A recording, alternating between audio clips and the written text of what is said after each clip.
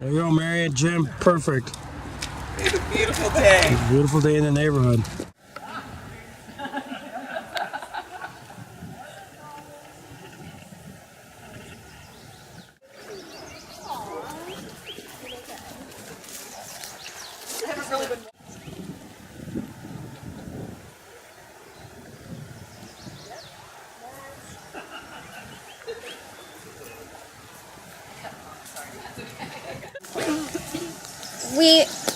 We stood on the hill over there, overlooking the house to create the coordinate points from which the maps were created.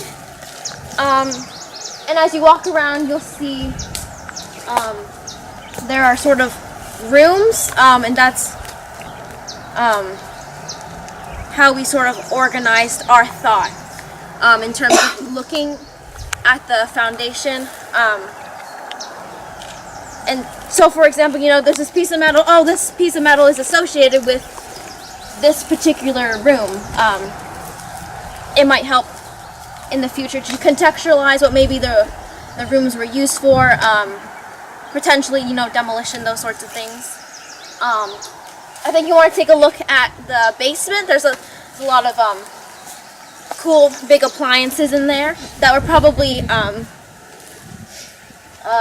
deposited there following or during demolition. There are also some interesting artifacts along what we refer to as the southwestern portion of the house. The front of the house been? The front of the house would have been facing Broken Straw Creek, and as you walk over there, you'll see, or I guess there are two large stones over there, which kind of correspond with the two front doors that you might have seen in the historical photographs. The barn's located over that way. Right. So what we know about the rooms is that these are the kitchen. Yeah, I think that, from what I understand, that was like the mud room. And so you're in the kitchen. Yeah, and so there's a chimney, and you can see bricks scattered here. There might have even been a divider. Like, I mean, we have to kind of get in and clear this area up, but it almost looks like I'm looking at footers right here for like a post and sill, like to run a divider. So there might have been like a kitchen, like more informal dining area, and then, you know, from the photos you can tell you have to kind of compress your ideas because there were second floors up here, right? So. Well, we know the staircase was in that front room going up that direction towards the front of the river, and that the upstairs was the bedrooms.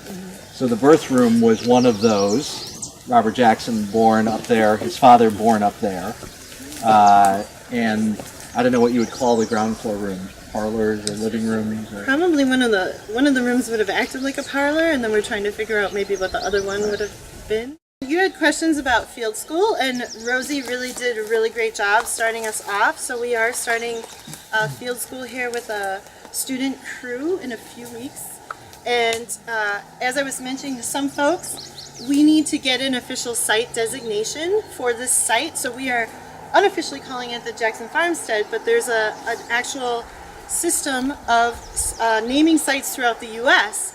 So it starts with 2 numbers that correspond to the state of Pennsylvania, then 2 letters that correspond to the county we're in, Warren, so probably WA, and then depending on when the site was found in the county, we will be the next one on the list. So there'll be a number after the county numbers. In order for us to put in the paperwork, and we'll train the students how do you get a site designation, we need to figure out the extent of the site. So one of the first things we will work on with the students is figuring out the habitation area and how large we're going to claim the site is. And then usually at a farmstead, you add a little bit of a buffer, and then we can do the paperwork and send in the dimensions and the maps to the state, and this will be a designated state site number. And then anyone doing farmstead archaeology throughout the world will reference this site with that number. So it's a big deal. It's an important step to get the site number. Another thing we work on is finishing the maps that Rosie started. So one of the difficulties they had with their data point, where they were shooting in all of their points is to try to get the barn with the trees around. So we'll probably have to set up another area to map the rest of the barn. And then we'd like to talk to folks who remember some of the other buildings that may have been going up and down on the site and trying to locate those. Recording some of the larger, again, in addition to some of the artifacts, and then it'd be interesting to also look at wall construction.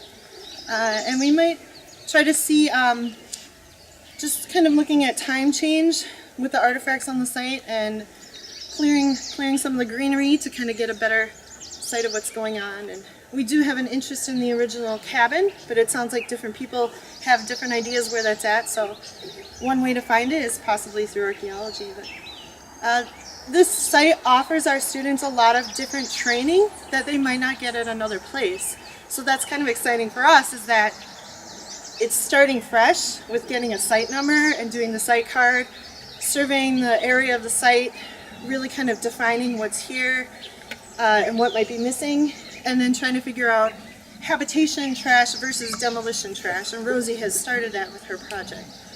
So we're pretty excited to bring our students out, and we've told them that you folks are all very excited. So that's kind of a new thing too, for them to be exposed to this link to community identity and community stewardship and community ownership to this story. You may have noticed in some of the photographs that Rosie was showing, there was a view of the family perched kind of below the hill. There was several horses and the farm was below them. So they were on a road that was running basically from here, and it runs down again to the road that runs right along the Broken Straw. And they were really above that road. Below that road, from between about there and there, is about 30 feet of what we call a midden, basically a trash heap. And anybody who's ever lived in the country knows that if you have property or on property, you toss stuff over the hill. And so that midden is over the hill. It's pretty overgrown now, so we may do a little preliminary mapping. We came out earlier in the year and just sort of took a look at its extent, but it's definitely contained. It has edges. You know, it's very evident they were just standing on that road and tossing stuff over the hill. So lots of we might try some new techniques with gridding that, and then just trying to do field observations of possibly what decade some of the trash came from. At historic sites like this, your timeline is really 5 years. It's hard to teach the students this, especially with prehistoric. Sometimes you're dealing with thousands of years, but really people move and change in 5-year increments. And so you have to get down to that micro level at a site like this. Even just like mason jars or your jars that your milk are coming in, the styles will change about every 5 years. So you really have to be kind of on top of this micro time frame. But again, at a site like this, there can be millions of artifacts.